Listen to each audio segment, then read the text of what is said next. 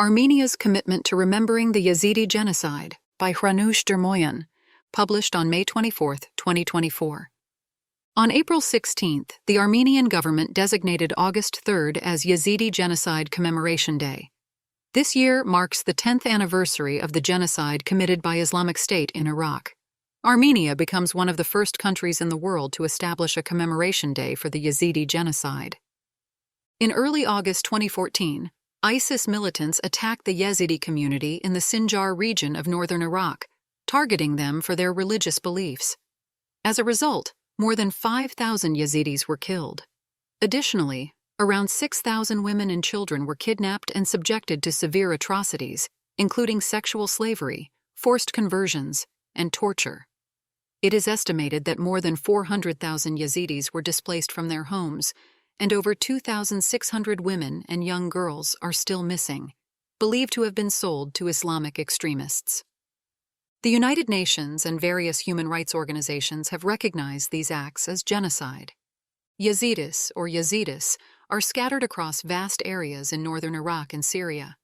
Smaller communities are also found in eastern Turkey, Germany, Armenia, Georgia, and Russia. They generally lead a sedentary lifestyle, with some groups leading nomadic lives. The Yazidis speak a local variant of Northern Kurdish, Kurmanji, which they refer to as Ezidiki, or the Yazidi language. The Yazidis have a distinct religious identity, a product of the Middle Eastern non-dogmatic environment. This environment, characterized by fluid religious beliefs and practices, were syncretic and incorporated elements from various traditions and religions, without strict adherence to a single set of dogmatic principles. This environment allowed different religious ideas and practices to coexist and blend. This contributed to the unique and diverse nature of religious traditions like Yazidism, which incorporates elements of Christianity, Gnosticism, Islam, Zoroastrianism, aspects of ancient Mesopotamian religions, and other traditions. Yazidis are monotheistic and believe in a single god. They refer to their supreme being as Yazdan, who, being considered too exalted, is not worshipped directly. Yazdan is perceived as the creator of the world and a passive force, with 7 great spirits emanating from him. The most significant of these is Melek Taus, also known as the Peacock Angel, the first of 7 archangels created by God. Melek Taus is tasked with overseeing the world. This link with early Christianity, where the peacock symbolizes immortality, is evident in Yazidism, as Melek Taus is viewed as God's alter ego. The veneration of Melek Taus is central to the Yazidi religion. Often, Yazidis are referred to as Millet Melek Taus, the nation or tribe of Melek Taus. Outsiders have frequently misinterpreted and misrepresented Yazidi beliefs about Melek Taus, leading to their persecution and discrimination.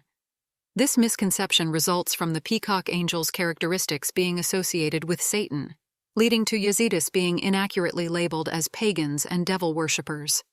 Many individuals consider Melek Taus as the embodiment of the Lord of Darkness.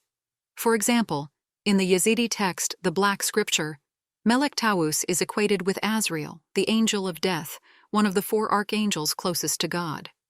The same text depicts Melek Taus as a fallen angel, cast out of heaven for disobeying God's command and deceiving Adam. The secrecy of Yazidi practices has led to numerous misunderstandings. Most traditions are orally transmitted, and while several scriptures now exist in written form, the religion remains deeply rooted in lore. This makes it challenging to study and contributes to many misconceptions, which have facilitated centuries of persecution, especially within Hanbali Muslim communities.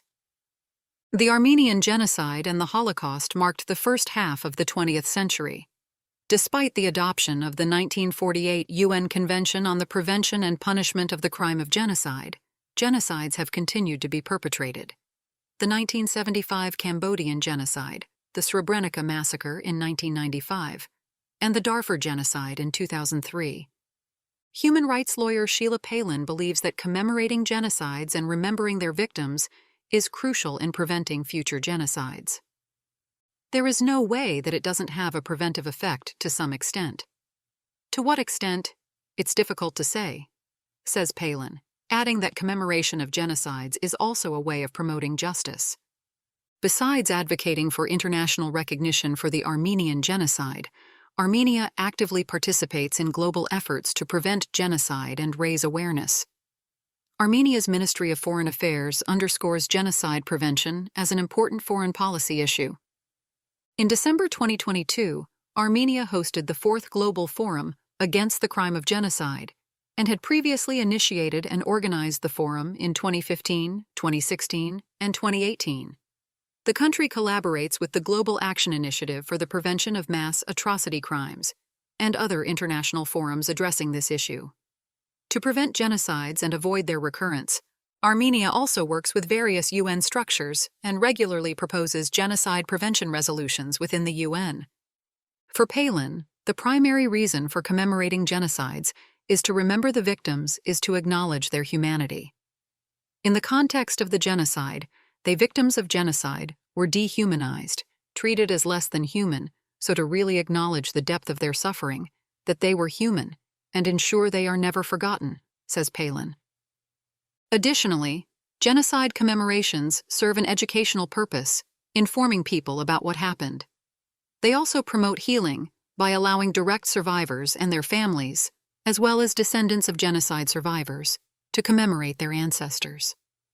Given Armenia's tragic history involving the genocide of 1.5 million Armenians by the Ottoman Empire and the presence of a Yezidi community in Armenia, it is not surprising that Armenia would designate a day to commemorate the Yezidi tragedy. People who suffered genocides recognize each other's pain, says Palin, adding that commemorating the Yezidi genocide brings them into the global support system.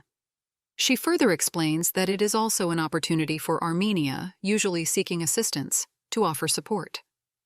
According to her, this is a powerful stance to take, which can also contribute to their own healing. We can support others who have suffered similarly, and I think that's very powerful.